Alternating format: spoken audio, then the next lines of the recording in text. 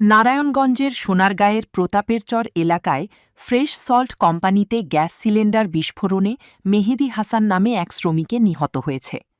বৃহস্পতিবার সন্ধ্যায় এই ঘটনা ঘটে। সে উপজেলার সনমান্দি ইউনিয়নের ইমানেরকান্দি গ্রামের তোফাজ্জল হোসেনের ছেলে।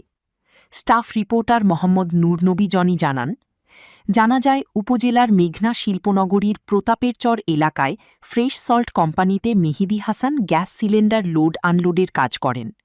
সন্ধ্যায় আনলোডের করার সময় সিলিন্ডার বিস্ফোরণে ঘটনাস্থলেই তার মৃত্যু হয়।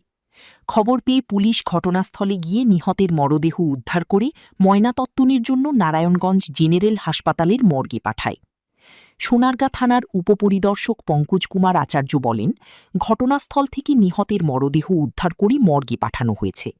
এই ঘটনায় আইনগত ব্যবস্থা প্রক্রিয়াধীন। গাড়ি আনলোড করতে গিয়ে একটা বোতল ব্লাস্ট হয়ে আমার আব্বা মারা গেছে।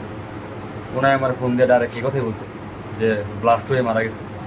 ওনায় আমার বলে নাই যে অ্যাক্সিডেন্ট ডাইরেক্ট বলছে মারা গেছে।